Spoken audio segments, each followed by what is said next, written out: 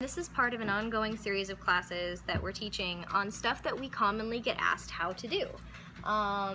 We've been calling this the witchcraft tips and tricks. Or, or topics in witchcraft. Yeah, topics in witchcraft. However, but it's basically, if you don't have a friendly neighborhood witchcraft shop, or if you want a second opinion, and you don't trust Yahoo Answers, because you shouldn't trust Yahoo Answers. They're trying to kill you. I swear that sometimes the answers on there are trying to kill people. Especially for herbalism. Yeah. It's bad. So, sample question for this class. Hey, I've got such and such person who I feel like there are emotional and magical and spiritual connections with. And I really just want them out of my life. I want to cut those connections. I don't want to be tied to that person anymore. We get this question, or variations thereon, multiple times a week. It's pretty common for our hearts to not necessarily be our friends, and for our brains to not necessarily be our friends, and to keep going like, I'm just gonna tug you in this person's direction that we're fully aware is bad for us, that we're fully aware is toxic for us, that we know is not going to work out for whatever reason, but we still feel this connection. This person can be an ex, an relative, ex-friend, a relative, because that definitely happens, a current friend, a coworker, a boss. We really encourage... Sorry, go ahead. We really encourage that people work to correct this automatic assumption that when we say relationship, we mean romantic or sexual. Romantic and or sexual. Because I have relationships with a lot of people in my life, and only most of them are not romantic or sexual. Yeah. This recently was a debate with one of my students, because one of my students, whenever I would teach a class on how to handle magic and relationships, would go, well, I automatically assumed you meant my sexual partners. And it was like, no. And they were like, well, that's what relationship means. And I was like, well, then I'm super confused, because you recently told me you had an unhealthy relationship with your brother. So... Is that what you meant? Is that what you meant? Because if so, I need to be giving you some different advice.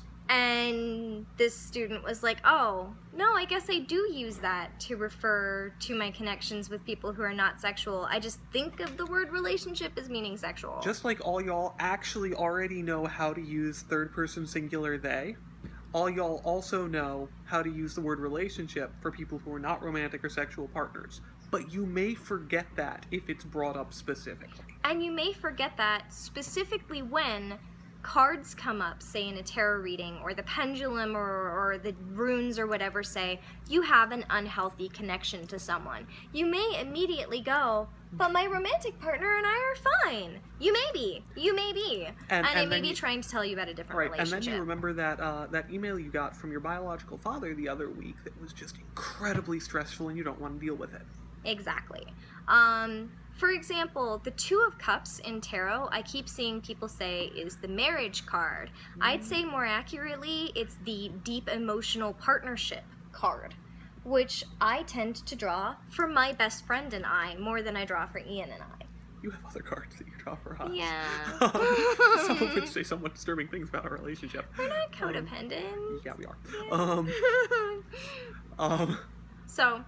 just keep in mind that if you are pursuing how to do this because a divination system told you that you had this unhealthy relationship... that's fine, but make sure you're looking at the right relationship. Bingo! Exactly that. So, the first thing that we suggest that you do is actually do a cunning style evaluation of the relationships in your life. We have talked about what an evaluation of this kind looks like in the past. We can go over it. Basically, it amounts to, do I have an unhealthy relationship with this person? Why is it unhealthy? What is causing this unhealthiness? Would it be better addressed by having a simple conversation with them that reinforced boundaries or that addressed imbalances? Because, you know, sometimes if a friend is going through a really, really hard time, a relationship winds up slanted and unhealthy and imbalanced. Not because they're a terrible person, not because there's no friendship to be salvaged there. But they needed a ton of support. But because they needed a ton of emotional labor at that time. And that power imbalance can be addressed by them getting clear of the bad situation and a good, healthy, like, communication. Yeah. One of the things I have noticed is a tendency in magic to think that you can use magic as a band-aid for conversations. And I'm going to tell you, in all my years of practicing, no, magic does not substitute for a conversation. Actually, by our current definition, conversation is magic. Our current working definition is solving a problem without creating more. Believe me, I can do that in a lot more cases by having the correct conversation with the correct person in the correct way. Than coming up with a complicated spell. I'm going to give you a really blunt example of sometimes it's better to just use a conversation. So many movies. Do you want to go be business person? Well, okay, let's start with it drives me nuts in movies when the entire plot could be solved by a simple phone conversation. Unless they established why that conversation would never happen. Okay, granted. But, like, I cannot tell you how many Supernatural episodes would be solved with, like, a straight-up phone conversation. And they've already established that they all have cell phones. So, and sometimes they're on a cell phone talking to each other, and they have, like, half a conversation, and, like, needful details do not get related, and the whole plot would have been resolved with, like, a more thorough conversation. And then they end up having to do, like, angel and demon magic and shit that wouldn't have needed to be necessary. And it drives me nuts. Because magic is not a substitution for a conversation. My second example for this is I keep seeing people who want these really big, really complicated ceremonial rituals in order to tell someone to go away. Okay? My best advice for you in this circumstance is just to tell that person to fuck off. Like, block them on Facebook, block them on Tumblr, block them on Instagram, block them on Twitter, and move on with your life. Unless there is a really pressing reason why this person needs to remain a part of your reality, cut them out of it. Yeah. And I mean, if you want to do the spell and those steps, fantastic, that's great, but let me introduce you to the magic of the block button. Because I tell you, it is magical to just be like, you know what? I don't feel like it. Block and move on. It's great. It's like using scissors. But because sometimes that is not sufficient on its own, we're going to be walking through different techniques, starting with like ones that use spell ingredients and moving through ones that use purely energetic techniques. Before I do that, does anyone have any questions? No? Quiet class. Okay, so we started with the cunning technique of sort of going, all right, why is this relationship unhealthy? Can it be addressed with a conversation? Does it need to be addressed with magic? If it is going to be addressed with magic, what kind of magic do I need to do? And I'm going to sort that into a couple different ways that you could handle a toxic relationship, and then we'll address each one. So let's start with, you can do spells to have clearer communication with someone. You can do spells to have more of an opportunity for your words to be heard as what you meant, rather than through the lens of their current understanding, which can warp things. I'll give you an example of the lens of current understanding warping things. I grew up with someone who was very strict with me about communication, and so I use periods in my sentences. I do. Even when I'm texting someone, even when I'm talking to them online, I use periods in my sentences. And after about the 18th time that someone was like, "Are you mad at me?" And I was like, no, why would you think I'm mad at you? And they're like, oh, nothing, it's just your texts always seem like really blunt and grumpy. I realized that whenever I was being texted, nobody used periods. Yeah, punctuation is... And punctuation seems to be taken in online communication as a sign that you are upset or firm about something. And I'm like, oh, I've been sending this message that I'm upset or firm when I'm not because I use punctuation. So, there is a lens of understanding that people are applying to any communication that you have with them. So one thing you can do is spells to understand the lens of their understanding. You can try and put yourself in their shoes and go, how is this communication going awry? All right? There are spells to nudge someone back onto their own path. It's not that you want them gone entirely. It's not that you don't like them. It's not that you don't love them. It's not that you don't want them to be happy. You just kind of want them to return to their own business. Well, it's that they've gotten so wrapped up in your life and your path and your business that they no longer have really their own stuff going on, and you would like them to remember that they exist independently of you. So that's a spell where someone is a little too entangled with you and you want to kind of separate them out. There are spells to more aggressively nudge someone back onto their own path. And to say, you know, get thee gone from here. Right. And there is a distinction to be made between a spell that is the equivalent of, I'm going to hit you with a stick until you start minding your own business, and a spell that is, I don't give a shit what you do, but get out of my life. And you can also do spells to help you not give a shit about what someone else is doing, and to focus your attention on your own matters and not on theirs.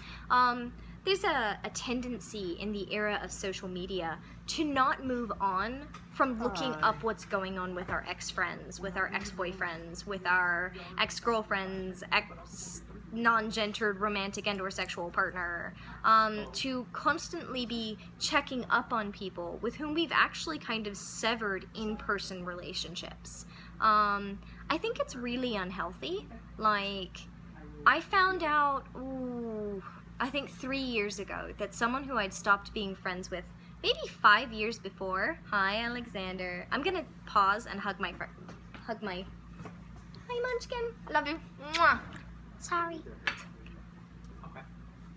What was I saying?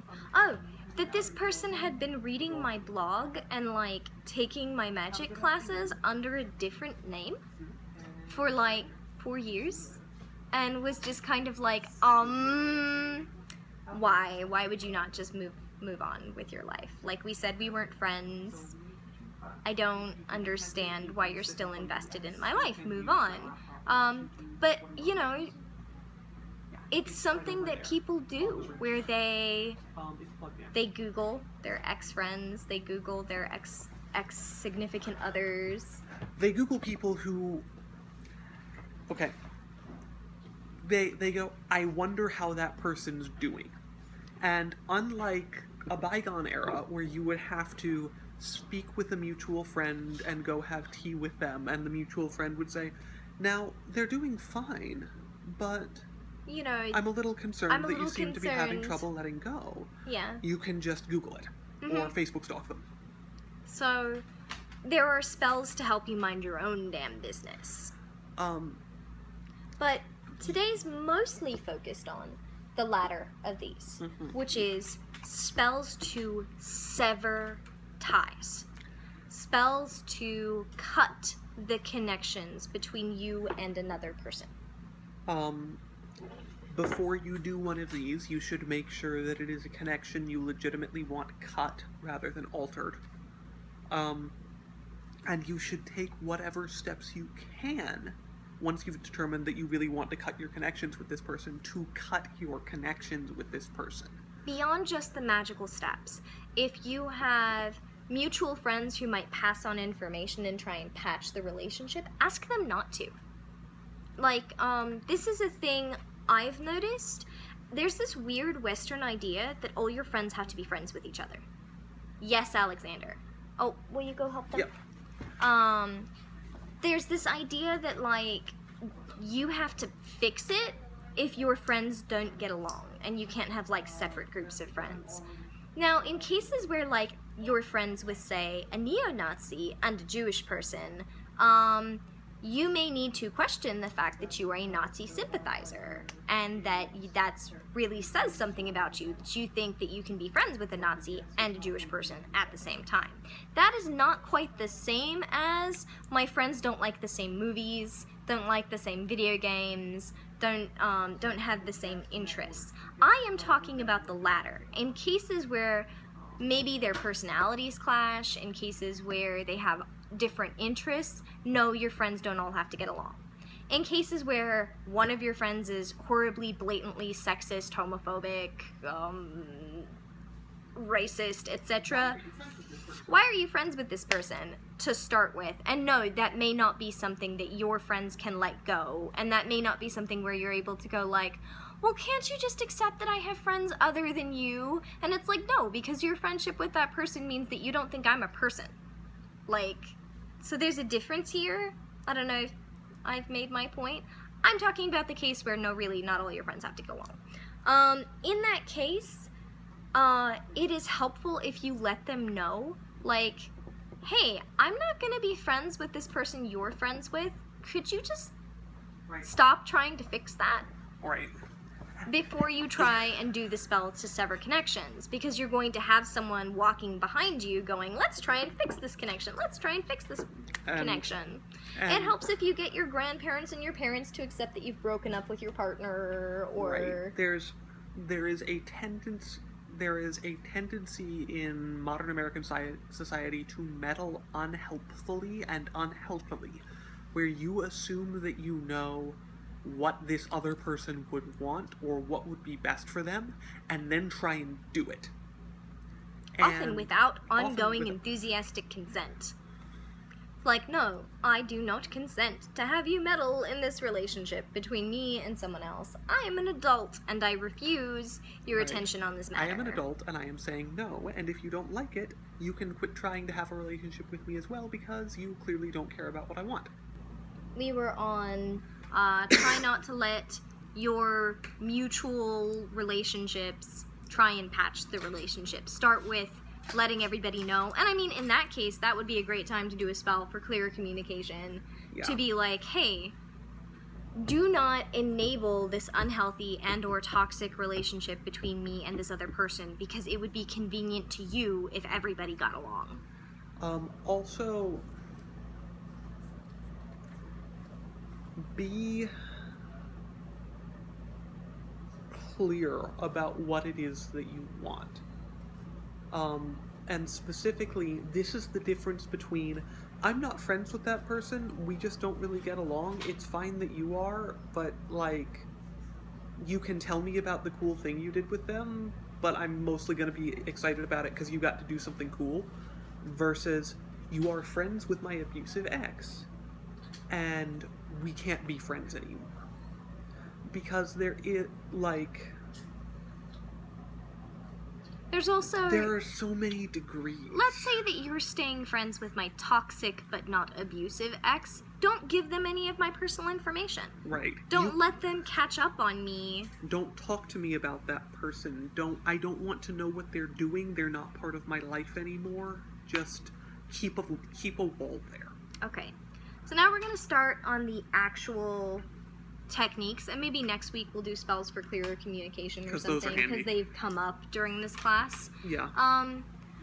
Well, I said that we'd start with, like, old school practical witchcraft and then move into pure energetic techniques. So, let's start with everyone's favorite, the puppet. Yep. Okay. So, the basic here is that you need a physical representation of a body that belongs to someone else and the spirit that is someone else. And then you need a secondary one that represents your body and your spirit. So 2 puppets. I like making puppets out of everything from 2 cedar sticks woven together to ginger root, to I've done fabric puppets stuffed with black walnut hull, or We've had polyester stuffed ones. what's the stuff that's in our pillows? Oh, buckwheat. Buckwheat. Buckwheat's great. So I'm not really particular about what kind of puppets I'll use. I will say that you have to have something that marks it spiritually as being the other person. So this can be, No, go ahead. Finish that thought. are you not being... I am. There was a secondary thought that I wanted to add in, which is that note that in certain traditions, there are prescribed ways of making a puppet. You need to make it out of these materials in this fashion under these conditions and mark it with these symbols based on what it's for. Those belong to specific traditions, many of which are closed, so We I are will not not be covering going those. into that information. But be aware if your family happens to be, for example, a family of Santeros and you want to Make a have representation of someone, or if you belong to hoodoo, that's gonna vary what Yeah, you're making. Specifics for puppets can definitely vary and get very specific based on tradition. Yeah. For example, I grew up in one tradition that uses black walnut hulls to make the faces of puppets. I have an example. I could go fetch it, but then I'd have to pause again. My crone? Yeah. Where is she? Back tool table last I saw. Okay. So, moving right along, you do need to do something to make it represent that person. In cases where you don't have hair or spit or a piece of their toothbrush or anything like that, I have used writing down very thoroughly who and what that person is. So their name, their birth date, where they work, what job they have, etc., and then tying that onto the puppet. Do not see. You can Okay. also use a picture. No worries. You need to do the same for your puppet, but you have access to your own self, so that's a little easier. You can weave your hair around it or something. And then you need to name it and tell it what its job is. In some traditions, you also need to breathe life into the puppet. That's a personal choice. If you do breathe life into the puppet, make sure you take the life off the puppet before you destroy the puppet. Right. That's a different kind of spell. So I will go into how to do that. When you breathe life into something, you literally touch your core of energy and breathe it onto the puppet. You would take it off in a similar way. You would breathe it back in to yourself and then take the doll apart into its components. Anyway, moving right along. When you tell the job its name, or tell the doll its name, I'm so tangled, I don't know what's going on with me. You would say, you know, you are such and such person. Not you are a representation. You are such and such person. And then you say its job. Its job is to represent that person for the course of this spell. And you would say, you know, as I cut the ties that bind these two persons, so they are cut in all realms, in all times, from now into the future, from now into the past, in the present, and in all ways. Or however detailed you want to get, that's the basics that I do, and then I get more elaborate. So, you need to do the same to your doll.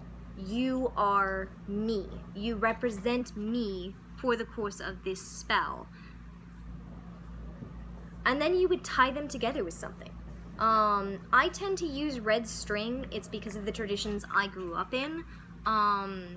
It doesn't have to be that.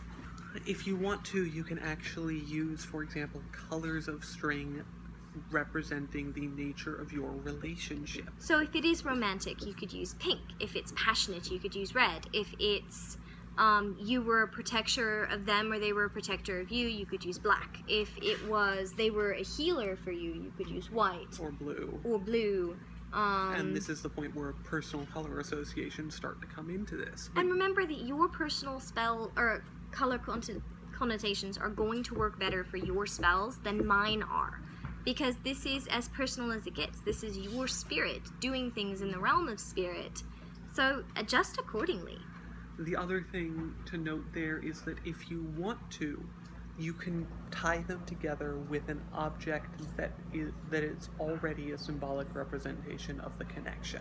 So if there is a necklace that someone gave you, a bracelet that someone gave you, pictures that you took together of the two of you together, you can wrap those around it, around the two puppets, binding them together. Yeah.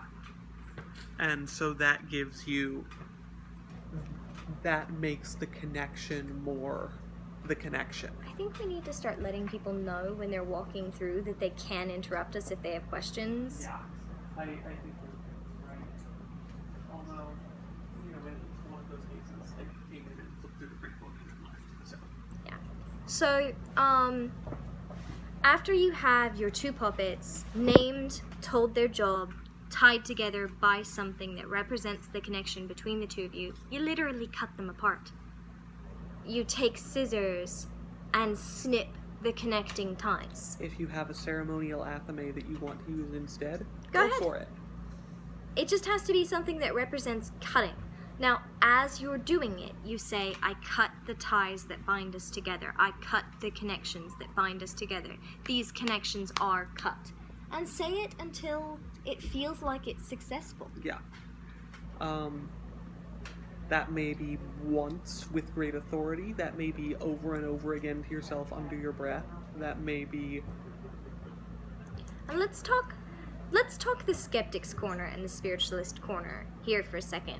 Say that you're in the skeptic's corner. Say you're an atheist and you're like, well, what value is this? This is still a technique used by psychologists and psychiatrists to... And there's an incredible amount of symbolic value in... I'm going to think about the things that connect me to this person. And as I think of each one that I want to sever, I will cut one string.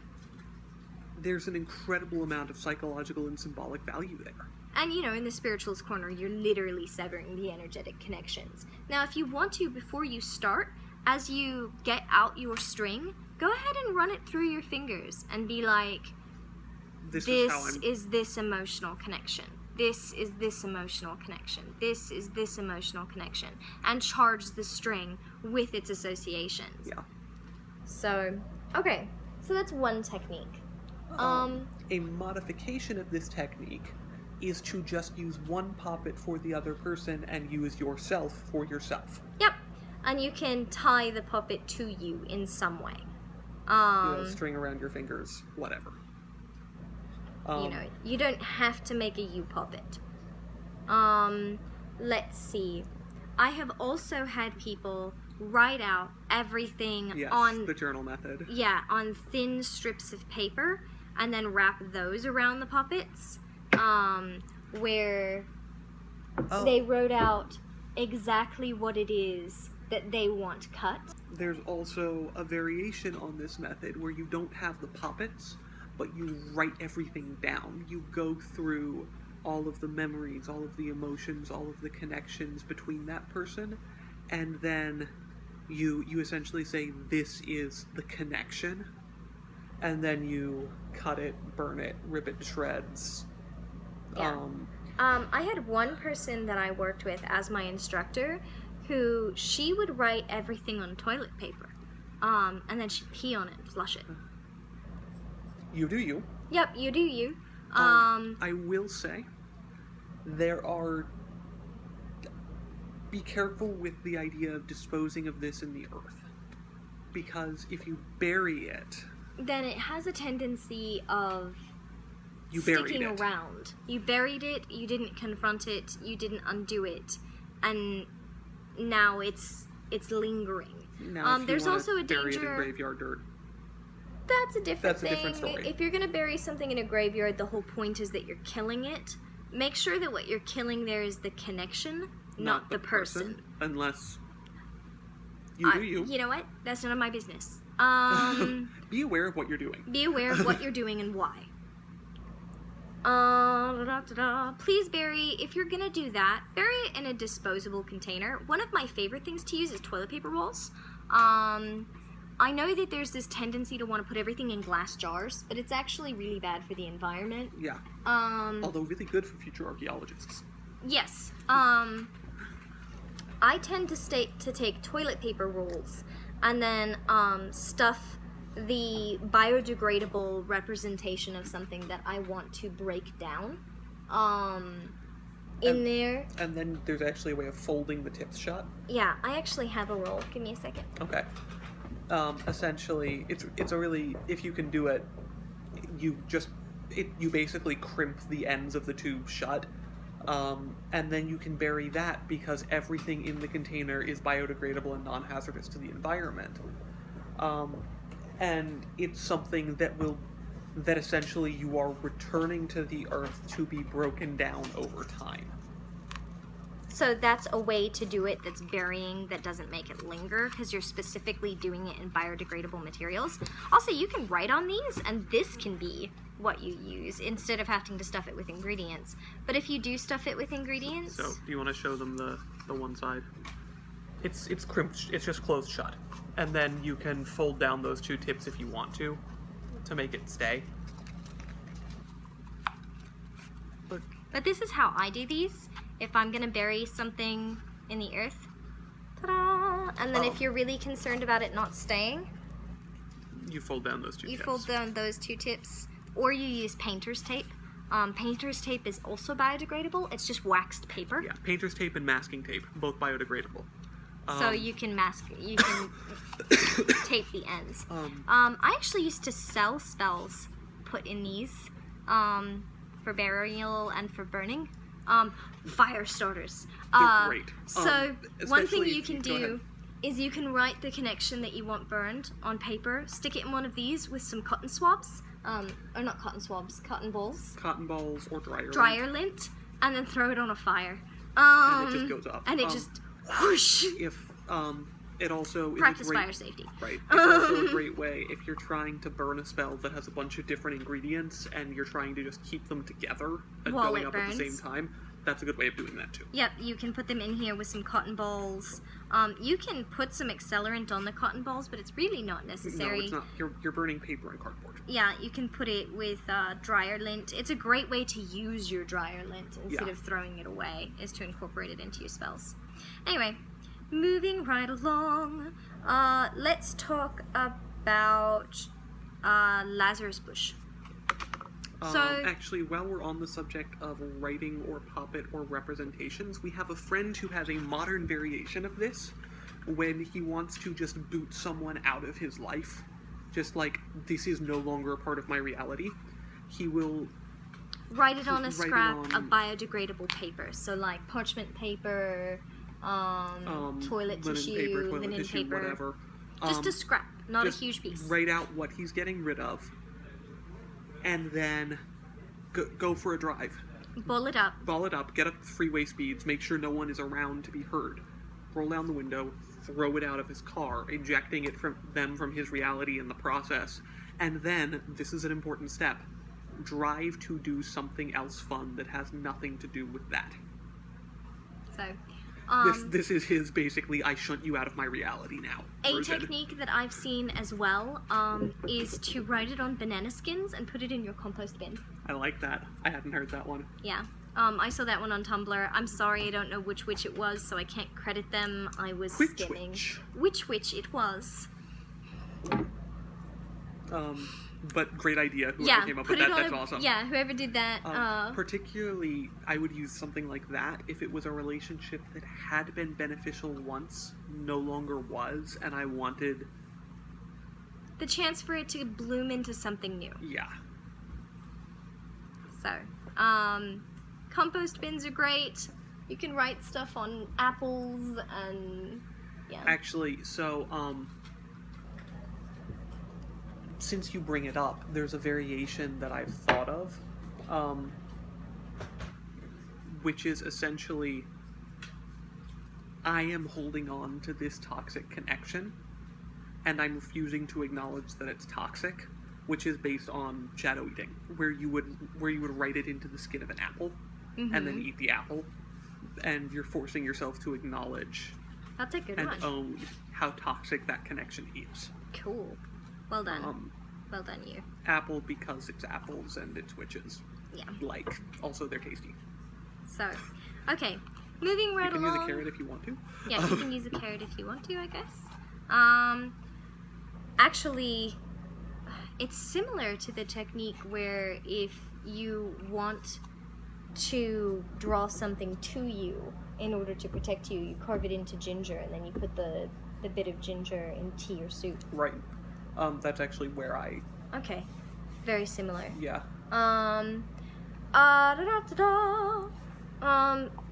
Write it on a bay leaf and burn it is another way to banish someone from your life and to have protection against them. You write their name on a bay leaf and you burn it. Smells amazing, is great for protection, and it's simple, and it costs like 15 cents. Get an ink pen. You want a liquid ink pen, not a ballpoint. You can find a V5. Write their name, light it on fire, walk away. Micron pens also write on bay leaves. Just in calligraphy case. pen if you Yeah, got calligraphy pens. Like. You just want the liquid ink in order to be able to write on a bay leaf. What's the one that they were trying to sell us at Blick Art Supply the other day for alcohol ink? Copics. Coptic? I think Coptic is something different. No, I thought they stole the name. Oh. I think it's COPIC. Okay. Those would also work. Alright. I don't know how it's pronounced. And would light up with just a little extra accelerant because it's an alcohol ink. Right. Although, be aware that if you want to do the other direction of this and you want to make something more permanent, if you write in alcohol inks on ceramic and then light it on fire, it seals it onto the ceramic permanently. Hee-hee! We've started experimenting with this. Yes, It's fun. it's a lot of fun. So, moving along, let's talk about Lazarus bushes. Let's. So a Lazarus bush is a kind of plant. There's actually a couple different varieties, but they all go under Lazarus plant. If they don't have enough water, they will dry up, lift their roots out of the earth, blow be blown somewhere else, find water, sink their roots back in, and turn back to being green. These are fantastic for spells where you want to sever the connections with someone in kind of a gentle... Why don't you go to a more healthy place for you? Yeah, this is the gentlest possible. I think you should redirect onto a better path for you. Into somewhere where there is better sustenance. Basically for this you need a representation of a person, which can be a photo of them, it can be a puppet of them. It can be their name. It can be their name that you tie to the Jezebel plant. Or not the Jezebel plant, that's a different thing. Lazarus. Yeah, Jezebel plant, something totally different. Jezebel plant, something different, which is also in spells to nudge someone away, but it's specifically to nudge away someone who's trying to seduce your primary partner. And I've always felt that if you needed to banish the person trying to seduce your primary partner rather than ask your primary partner to tell that person no, then maybe there's something in that relationship that needs to be addressed. You are addressing the wrong part of that. But moving right along, you take the Lazarus plant and the representation of the person, and you basically construct a spell that says, in this relationship with me, you are struggling to be fulfilled. You are struggling to be healthy. So move from this relationship with me where you are too involved in my business, or where you are seeking things from me I can't give you, or where you are in some way over-fixated on me. And being with me when it is unhealthy to you. And move that to... Now, I've seen variations of this spells where you move it to has a representation of where you want that person to go. I personally don't claim to know where it is best for that person to go. Yeah. I've seen it where it's like, I'm gonna try and get my lazy layabout child to go to school or get a job. And I would honestly rather have a relationship with my child where I can say, so talk to me, what's going on? Why won't you go to school Why or get a won't job? you go to school or get a job? Is it that you really enjoy not doing anything? Is it that you're horribly depressed? Is it that you've taken a look at the United States economy and decided that it's not bloody worth it? Like, what's going on? What's going on here? But I really hesitate to think that we know what's best as someone's path for them. Okay, so I'm gonna change hats for a second here. Okay, you do that. Speaking as one of our resident, more shadowy practitioners, know what you're doing. Because if what you're doing here is, I need a spell to get such and such to do such and such, this is a way that that can be constructed. It is a relatively gentle way in which that can be constructed. Be aware that when you do that, You are now futzing with someone's consent. You are now futzing with someone else's consent and with someone else's path, and you are making that choice for them. If you're okay with that, then you do you. If you're not okay with that, then don't set the two. You have the right, you absolutely have the right to revoke your consent to being in a relationship with this person, and if you want to try and use magic to have them gently go onto a path that is away from you, sure. As soon as you say a path away from me to this other thing, you are now interfering with their ability to choose what happens next, not just revoking your own consent. If you are comfortable doing that, then that's on you. Then you do you. But I don't incorporate that as my second part. I just say, this represents an environment that is healthier for you than lingering in an environment where I am. I actually don't do that as a second part either, because typically if I'm doing a spell with a Lazarus plant, I am using path magic. Specifically, that can mean two very different things. I mean the one where you step on something. Where you will take a piece of tumbleweed, for example, and grind it up and scatter it in someone's path where they are going to walk over it. And the idea is it's supposed to nudge them back onto their own path and off of yours. Exactly. Hotfoot powder and Get Thee Gone powder are also basically the same two things that do this. Hotfoot specifically, there's some debate as to whether it belongs to a closed culture or not. Concept of I'm gonna burn your feet until you get the fuck off the path where you shouldn't be belongs to so is not many unique cultures to you.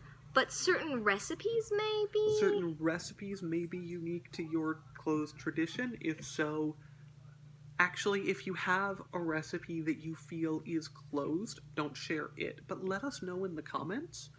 I'd be kind of curious if there was sort of the concept isn't closed, but making it this specific way is ours. Yeah, then we would know, and we would be able to steer people away from that. Because I use Get Thee Gone, which is what I was taught, which is a combination of sulfur, asafoetida, 3 different colors of black, red, and white pepper. Black, red, and white pepper. And then I've used the powdered red chilies. That stuff smells so bad. Yeah. I mean, it varies a little bit. Really, sulfur and asafoetida and peppers are the really important things in Get Thee Gone. Mm-hmm. And then you scatter it in someone's path so that when they walk over it, it's supposed to be like, go away. Get Thee Gone can also be burned along with the person's name. Do so in an extremely well-ventilated area. And don't breathe the smoke because you'll be crying for hours. Yeah, you will end up choking. It's really noxious.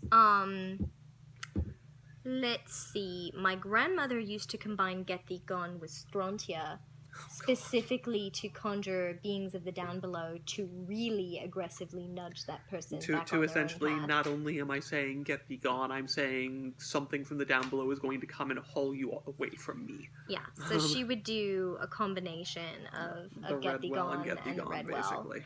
I don't. That seems a little aggressive It for seems you. a little aggressive. I kind of like that one, actually.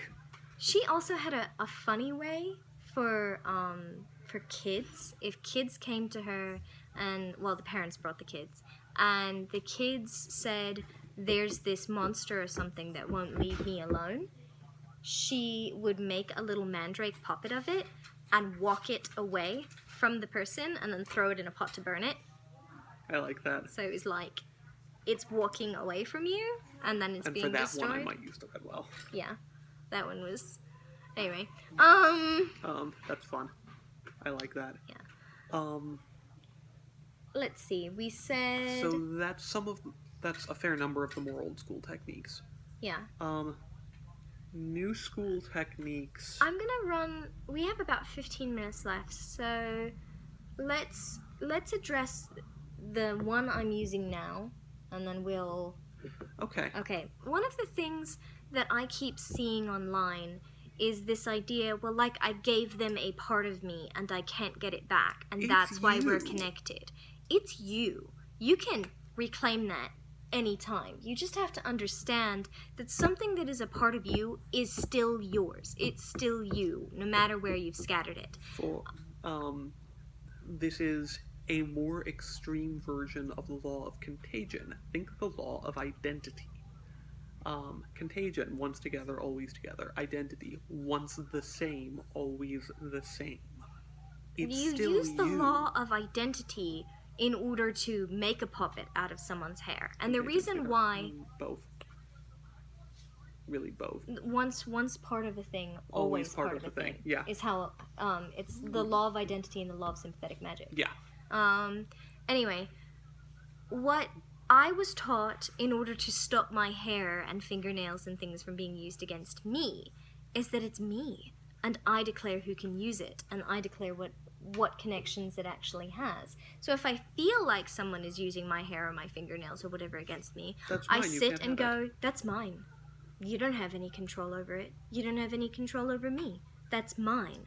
It's mine. It's me. I say no. Yeah.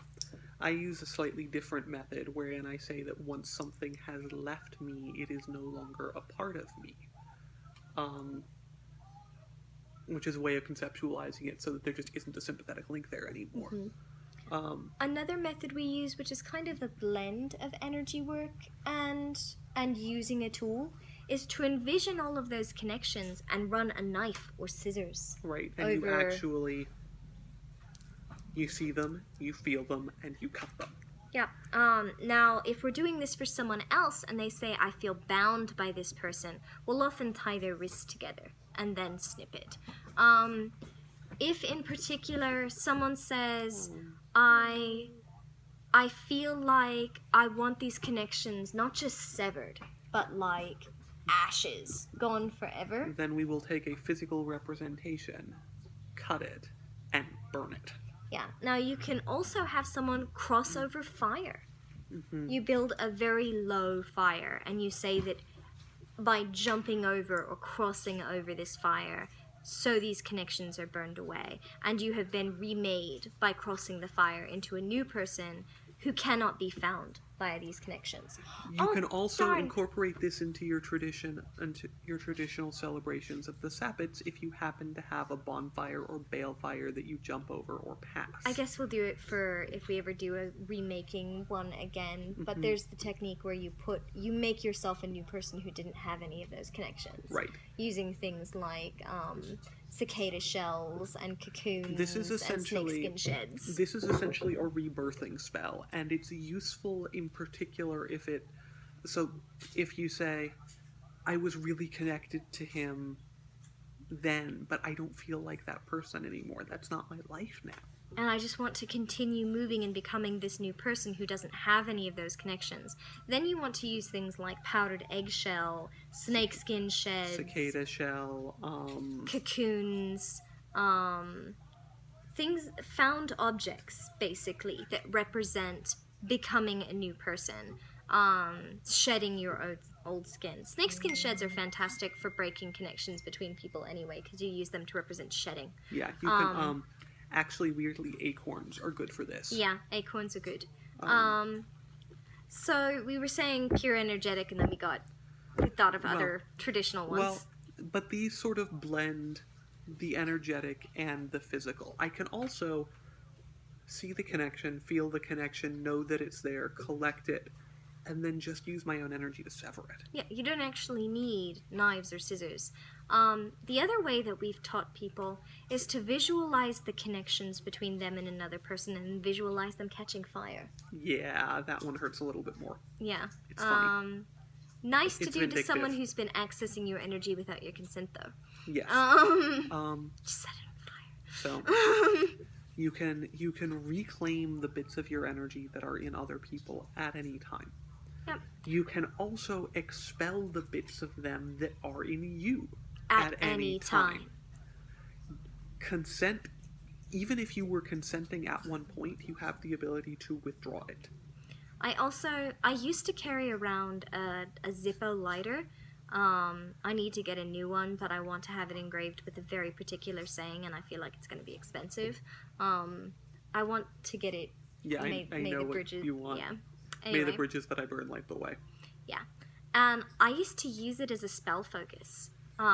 Whenever I wanted to sever my connections with something, whether that was bits of myself I'd left behind or bits of someone else that they'd stuck in me, or even just lingering, I hate the phrase negative energy. Let's say lingering harmful energy. Or just yuck. Yuck. Right. I would sit there with my... There's Zippo. something magic about Zippos. I don't know if it's just me, but the sparks of the grated flint before they catch, they're like magic sparks. I don't know. That's fine. Okay. Also, you should check that. Yeah, they're on their way back. Cool.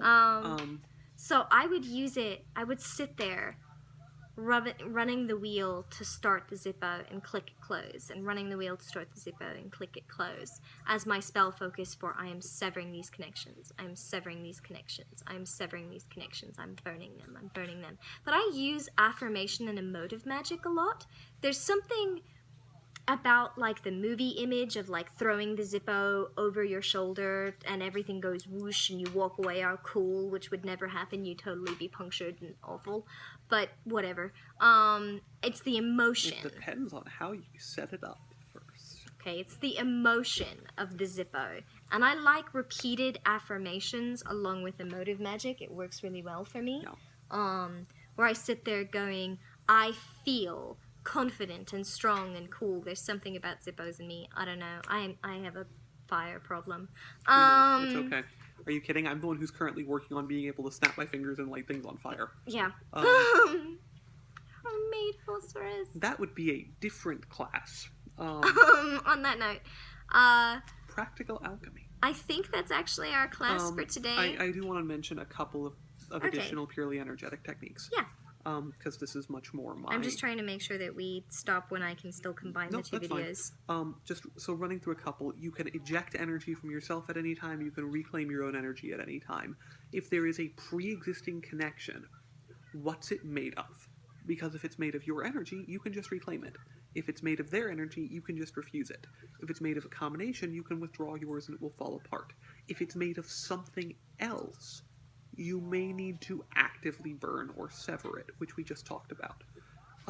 You also have the option, and I've done this one before, if you realize, essentially, I am enmeshed in a situation of a ton of strands of binding and connection that I really just don't want, light your entire aura on fire. Just light it up. If there are particular connections that you want to preserve, maybe sort those out and keep them protected first. But you can just light your entire energetic field on fire, protecting the ones you want to preserve, and watch the rest of them burn. It can be incredibly satisfying. The other thing to be aware of, and this is somewhere between energetic and psychological, severing a connection from someone leaves an opening where you are used to there being a connection. It is very easy to replace it, either with another connection very similar to it with that person, another connection very similar to it with a different person, or with a negative image. This last one is a pitfall that I've seen, where for example, this person was my best friend, this person was my lover, this person was whatever. Then I realized they were being awful to me, and I burned that connection, and I've now replaced it with one that's the negative image, where this person is my betrayer, this person is that asshole who cheated on me, this person is my enemy, whatever, and you're still feeding energy into a connection. Thinking about someone in terms of how awful they were and how much you hate them is still feeding an energetic connection there. I understand that psychologists and I have argued about the value of maintaining an active negative connection and remembering they're such an asshole instead of forgive, forget, and let go.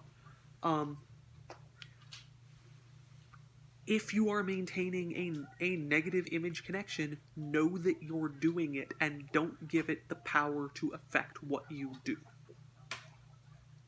Right. So, just sort of a warning there. I think that covers most of what I had in mind and wanted to say. If you have any questions or if you'd like us to go over more techniques for this next week... We absolutely can. Believe me, there's a list. Yeah. These are just the ones that we recommend the most often. Yeah. So drop us a comment below and let us know if there's anything else you want us to cover. We're also taking suggestions for this series of classes, so if there's something that you want all of the tips and tricks for, let us know. We'll We'll see what we can do.